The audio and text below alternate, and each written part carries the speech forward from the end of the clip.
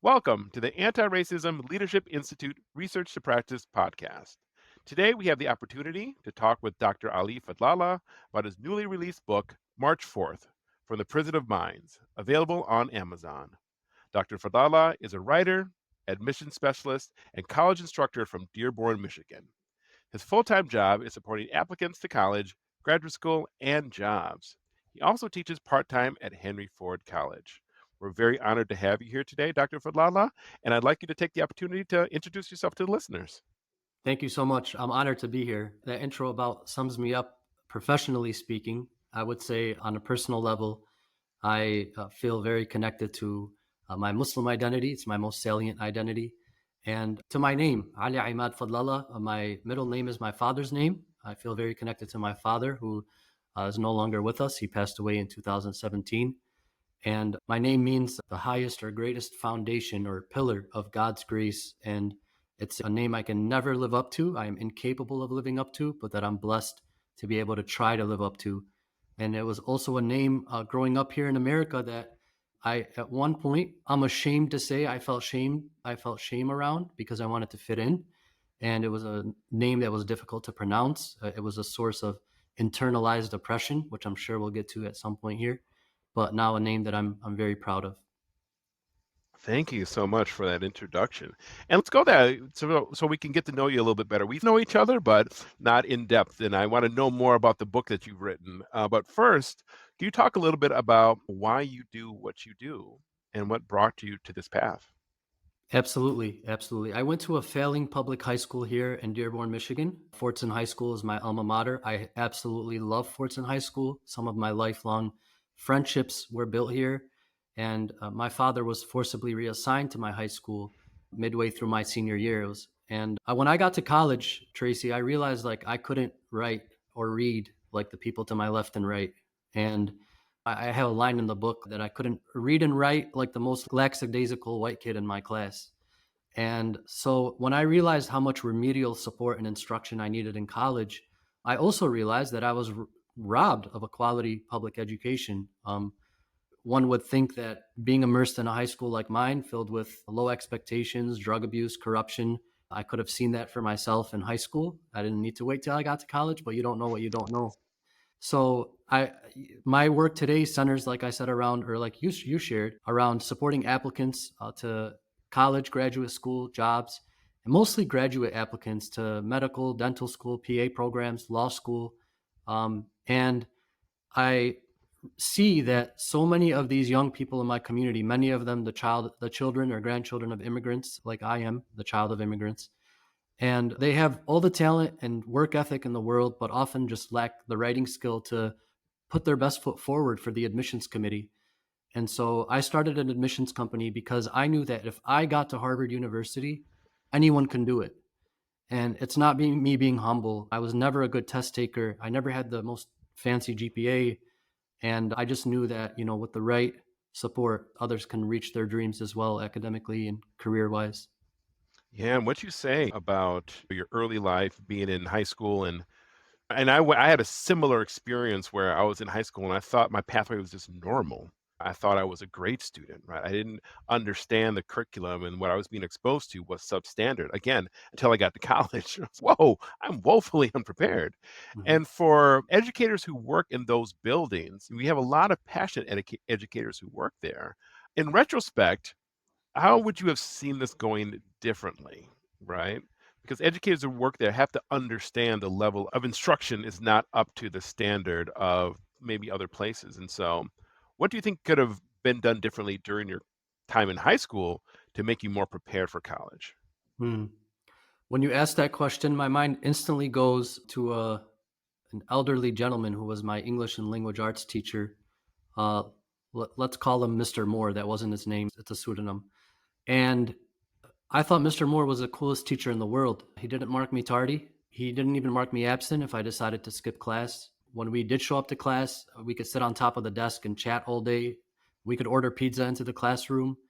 And he was pretty warm. He was a kind man. He was. But he had very low expectations of what me and my peers were capable of.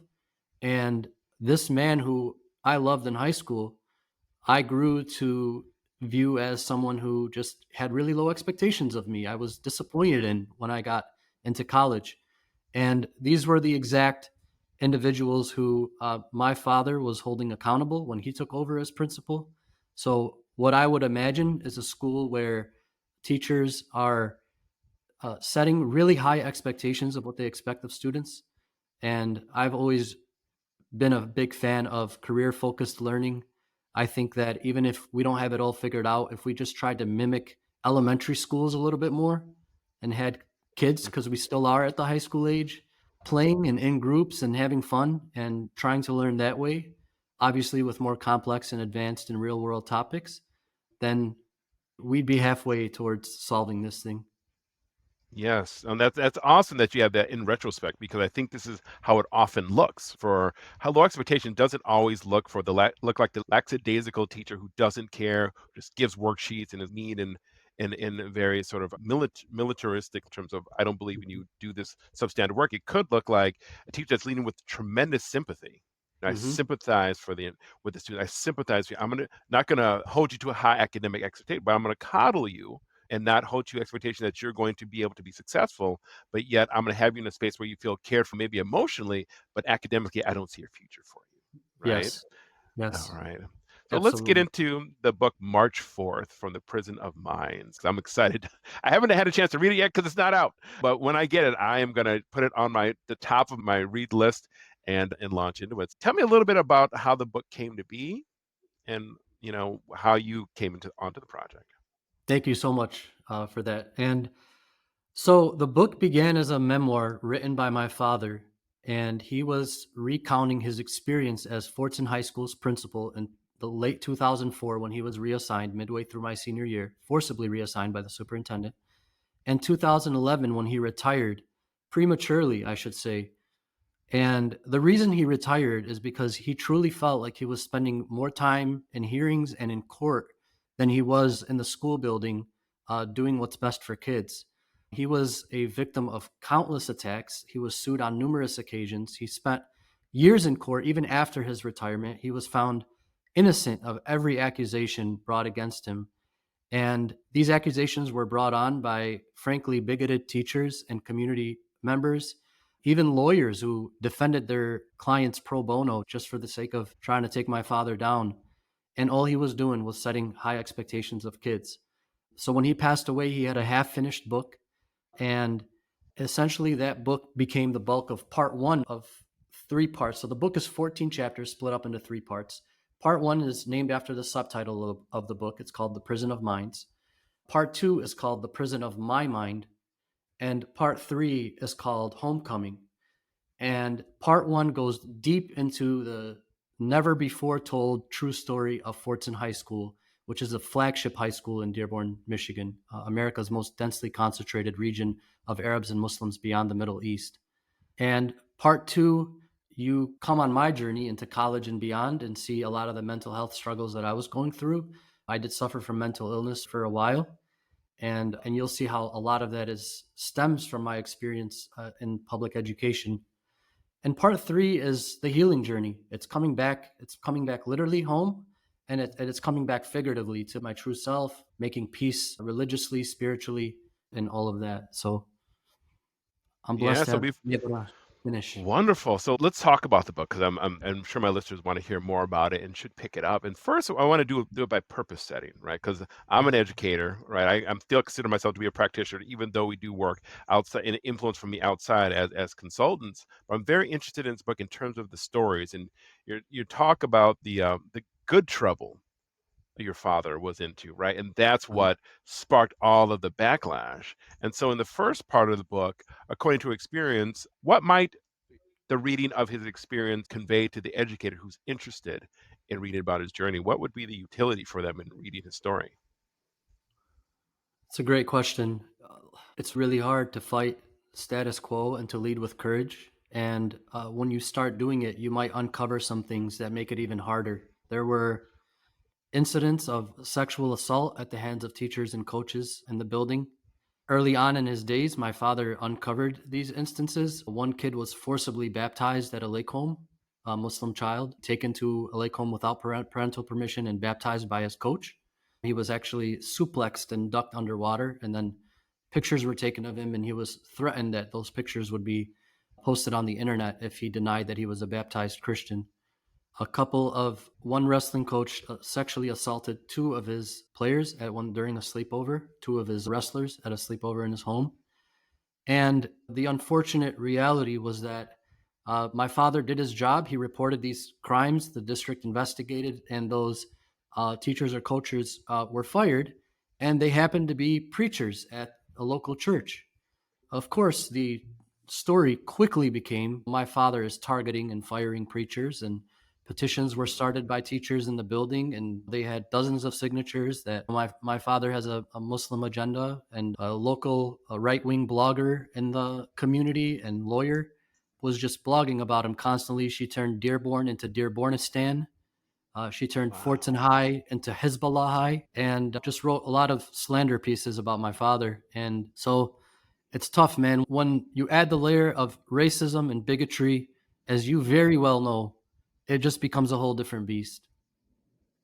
And how did he persevere? Of course, I am very aware of this dynamic as a former school leader in tough schools, and I feel like reading it would be like cathartic in a way that this is the nature of when you're trying to do good work for brown populations, right? Because in my perspective, in middle to high income white schools, these behaviors are absolutely not tolerated. But they're Mhm, only tolerated because they're happening to historically marginalized communities. So how did he persevere? Someone of a lesser fortitude would have just packed it in and say, "This is not worth it." Why did he mhm. stick with it, you think? If you ask my uncle, his brother, he'd say he didn't persevere. He retired, and he was really upset about that. I'm curious to see how his opinion changes when he reads the book, because when you read the book, you realize he persevered tremendously. To even have survived what he did for 6 years is outstanding. It's insane. He was a man of faith. He had a very strong foundation in faith. His relationship with God was foremost to him, and so that kept him strong amidst the tornado.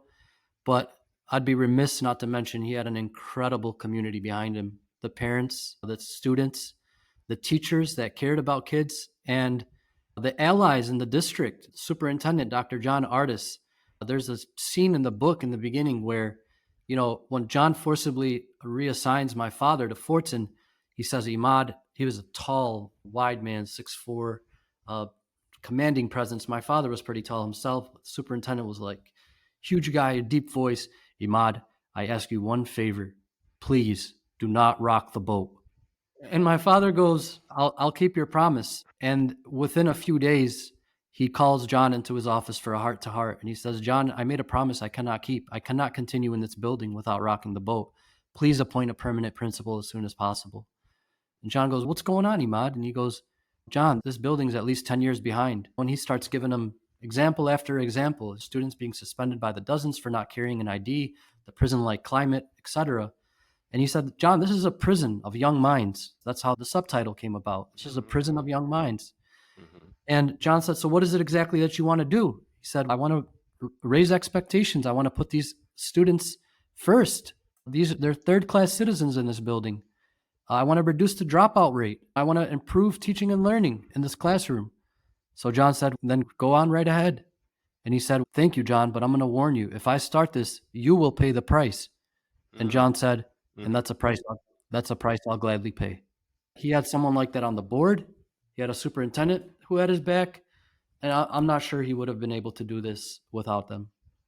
Oh, absolutely. Yeah, the environment has to be right, Mhm. and it sounds like the high school is really in dire straits. And so can you talk to us about maybe 2 critical moves that he did in the high school? For example, when I was a high school principal and we had an issue with ninth grade retention, a huge issue because that's the starting point for dropout, right? Students come into the ninth grade, they don't pass the majority of their classes, they're undercredited, they're still in the ninth grade the next year, they're older, then they fail again, they're older again. Before you know it, they're 18 years old and they're still in the ninth grade. And they can do the math, right? I won't graduate until I'm 22, and that's not going to happen. They drop out. So one of the major moves we did was we switched from a departmental structure where we had departmental PLCs, where they would meet together, but they could never talk about students they shared because teachers in the same department don't share the same students. We changed that to a teaming structure where the teachers would have time every day to meet and talk about their kids, along with data, along with raising expectation, along with the expectation that we do not retain kids in the ninth grade. And that was a very critical move because now we could have collaboration among teachers, data that we look at in time, and raise the expectation for teachers to make sure that the students passed in 1 year. Major critical lever we pulled to reduce the number of ninth grade retentions. And so, as you read the book and you're thinking about your father's impact in terms of raising expectations, as you've referred to, how does that materialize? What did he do exactly? Yeah, that's a great question. And the context here is more like lean on me. The example you just gave is beautiful, but far too advanced for what my father could do early on. So the first major move was more of a tone setter. One of the quick stories in the book, his first day on the job, walks out, sees a young lady with her senior varsity jacket on the phone in the hallway and right next to the main office. That's not allowed. He's trying to be a good new guardian of building policies. Excuse me, ma'am, you should not be on your phone in the school building. So she turns around and she says, "Who in the F are you?" She says the word, of course, and just walks away and apologizes to the person on the other line. Father remembered her face, her varsity jacket. He brought dogs. He brought the police station, brought dogs into the parking lot to sniff out the cars, uncovered, I say, it says in the back cover summary, enough weed in my boys' cars to supply a local dispensary. Wow. Um, and he calls his first major move, I would say, is he calls an assembly. He had to do it in three separate assemblies so to fit all 2,500 students in the building into the auditorium. And each assembly was the same variation of the next. He was introduced as the new principal. He'd walk on stage. All the children would start clapping and cheering. And he just started, "Don't clap, don't clap, don't clap. My name is Imad Fadlallah. I am the new principal of this school building. The superintendent signed over the deed of this building to me. I now own this building." It was just a very theatrical sort of new sheriff. He called himself the new sheriff in town. They were dubbed the new sheriff in town assemblies. Mhm. And it was a tone setter, man. The kids were afraid of him until they got to know him. They were afraid of my father. And that's what the school needed at the time. So I'd say that was the first big move. Yeah. And how did the teachers take that? Were they inspired? Were they afraid? Were they on board? Like what? How'd that go over? So I think you had 3 camps. I think you had one camp that they weren't gonna like my father no matter what. I think you had a camp that was on the fence, and I think you had the camp that was like, "We've been Fortson's 20 years overdue for this." Mhm. Um, my father did his best to extend a hand of support and solidarity to the ones who were on the fence or even the ones that could potentially be swayed back into his camp. One example is teachers insisted that cell phones and tardiness were the 2 primary issues at Fortson High School, which my father Mm. knew was uh, symptomatic of a much deeper issue. So he said during that sheriff in town assembly that he's going to come down really hard on cell phones and tardiness. Again, to extend that hand of solidarity, but and to show that he's listening, but he knew that the issues were much deeper. Yeah, and visioning is so important. I believe in this school. I'm the new sheriff of town. This is how we're going to lead this school forward. And I believe, right? So it sounds like through his actions, he's not taking over to say, I don't believe. It's I do believe. And this is Mhm. going to be a high achieving school. And I want to know what happened to that student in the varsity jacket. Great question. Oh man, he sat her front and center of that of the auditorium for the speeches, and he said it was. He didn't mention her by name, but he told her story, and he said it was a hard but meaningful lesson for her. It was a teachable moment, and she didn't get suspended or anything like that, but she sat front and center. She heard the speeches, and she was a different student after that. Okay. Yeah, maybe assuming that you're just like every other administrator, I can curse you on, there's no consequence. No, it's a new day. Yeah, And this behavior is no longer acceptable in this because I expect more of you. Right. That's the message. And so someone who's listening, like, all right, let me take the playbook. Dr. Fadlala said, first thing, go in, make a speech, set the new vision, set the tone, set the culture. And that's a moment in time. But yet you have to go back the next day and the day after and the day after and the day after. And it's all about the consistency in terms of carrying forth that vision that's not just words, but actions that really takes a school forward. And so, what were some of those discrete daily practices engaging as a leader to carry the school forward? Yeah, it was policy by policy, procedure by procedure. One of his first days, again, actually, since he took over midway through my senior year, it wasn't until 2006 where he got to be a principal for the first time on the first day of school. And so he's there for the first day of school, walks out into a line of 300 students lined up to get an ID. And he asks his assistant principal, "What are they doing in line?" She said, "They need to get an ID." "Well, why don't they have their IDs yet?" "Because we print them on the spot." "How long does it take?" "2 to 3 minutes per student." So he goes, 2 to 3 minutes per student. So the last student in line is going to lose 900 minutes of instructional time? What are we doing here? So he said, "Miss Delilah," that's her pseudonym in the book. He said, "Miss Delilah, go back to your desk and send out an email, a building wide email that we no longer require an ID." So she Wow. looked at him like he was nuts. She said, "I can't do that." He said, "Why not?" She said, "Because that's our building policy." He said, "I understand. And I just changed the policy. Please send that email out as soon as possible." And he also reflects in there on in that scene on how it was the only school he knew of in the entire district or in general that required an ID. And this is where he started to really imagine this like prison-like climate. Like they show your numbers at all time. If you don't have your number on, you can't go on a field trip. You can't do this. You can't do that. If you're tardy, we shut the door and we lock the door. He stopped that policy. Now, at the time, it was illegal to lock your door. In some cases, it still is, especially if you have students in the building. But when a kid came tardy, often for legitimate reasons, by the way, another teacher left them behind, coming back from a field trip, we're in the office talking to an administrator, they would just find themselves locked out of the room and then just wander in the hallway until some other teacher or administrator sent them to the office, and then they might have been suspended. So he stopped that policy, had to fight a bunch of teachers who were unwilling to relent on that, and on he went. The humanizing students is a major place to start, right? They're not inmates. You're not Yeah. under constant surveillance.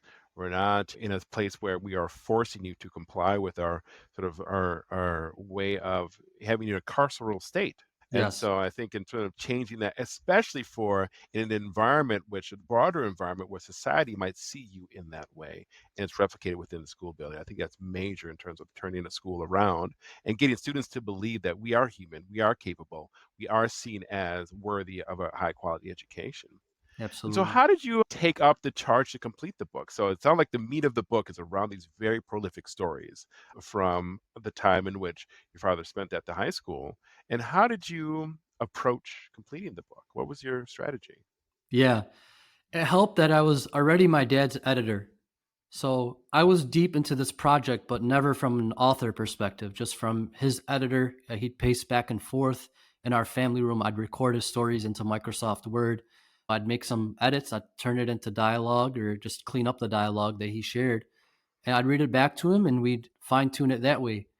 When he passed away, it's going to sound simple, but it took me years to realize this. We essentially had the Fortson story completed. It would have been longer and more stories, but I I eventually realized that this Fort we can do with this. We can do with his 6 or 7 chapters that he had done in terms of telling the true story of Fortson High School. But this is not a lot of pages, and this book deserves to be a lot more. And I can also share my story because I was a student, and you can get the perspective from principal and student, and then maybe we can even go back and forth. Maybe like we can alternate chapters. And I just started to think of these ideas, and little by little started to bring them into fruition. And as a fellow author, how what a grind that is. So 1,000 drafts in, I realized that I could also tell my story as a Arab and Muslim in America. A lot of the scars that were given to me, not only at Fortson High School, but beyond in our community. And so, sorry, I'm a little bit trying to pull my thoughts together. But yeah, I felt like I could have Wonderful. taken that in a few different directions. So I just lost my way there. Oh, that's fine. That's fine. If you need to take a minute and think it, if you want to go at it again, they can always cut it. So they cut it at my question, and then you can take it in another direction. We can see what fits, right? So my question was, how did you put your head around completing the book? Because it sounds like the meat of the book is the story, Yes. a story of his time at the high school, which is the excitement, the action. That's what I want to read. And there's still another half of the book to go. And Right. so, what's the value add in the half of the book that you Yeah. brought to the project? Yeah. So great question. So when my father passed away, And this past Sunday, we had a book launch dinner event in my community, and we had over 500 attendees. I gave a keynote speech, and in the speech, I talk about how when he passed, I was his editor for the book, and I was left with a half-written book and then just Google Drives and hard drives filled with documents, court cases, lawsuits, etc. And I'm trying to figure out, how do I finish his book? It was a contradiction. I'm not Imad Fadlallah. I was never a revolutionary principal. I was never a immigrant from Lebanon, a father of four. I was just his son, a student, his student in middle school. He was my middle school principal too, by the way. Oh, wow. And yeah, and in this place, he coined the prison of minds. But I was also 73 days away when he passed away from my graduation day at Harvard. And in the book, those who read it will read how unlikely of a feat that was for me. And I said in the speech on Sunday, that's not me being humble, it's me being factual. So I realized that my story too deserved to be told, and that my father's fight was for students like me who were robbed of a quality education, and that it would add a tremendous value to this project if I showed you Fortson High School from my lens before my dad got there, and also how growing up Arab and Muslim in America impacts one's identity, a lot of the struggles we have with identity and mental health. Drug abuse is a predominant theme in my community. We just lost former star football player from my alma mater high school to drug abuse, and I share similar stories in the book. And so it really evolved into a project that gave you that true story of Fortson High School, but went beyond that to tell more of a kind of coming of age Arab and Muslim experience in America type story. Yeah, and I want to ask you more about that because we had a previous guest, Tony De La Rosa, and he writes a book on teaching the invisible race about the Asian American experience. As a part of the book, it's a book for teachers on how to teach the Asian American history, Asian American leaders. And it's a lot of rhetorical questions at the beginning of each chapter, where for most of them, I was like, I do not know a single Asian leader in the last 10 years, right? That's US based, right? I'd have to really think about it, right? But you ask me, name 10 white male leaders, I can rattle those off, right? So it's just how these things are not taught in a way that does honor and justice to people with certain identities. And what do you want folks to know, folks who are not Muslim? And in our current political climate, it's something that's very forefront in terms of how some candidates talk about who's to blame for a lot of the social ills here in the States. And so, what do you want folks to understand from your experience, but also when they serve Muslim students? Yeah, it's a great question. I have a chapter in the book called Self Hating Arab. And I talk about how the seeds of internalized depression, the seeds of self hate, were planted deep in me. And it was done in a slow, in a subconscious way. And those seeds were planted by a country that has propagandized our religion for many years, especially after 9/11, but even before 9/11. And I talk about, for example, my uncle Jihad. I reflect on my uncle Jihad. And he was my number one fan. He showed up to all my games. He was my photographer, videographer. And I talk about how America never knew my uncle, nor wanted to for that matter. But yet, she named 1 point some billion Muslims jihad all at once. She thrusted the term Islamic jihadists into our consciousness overnight.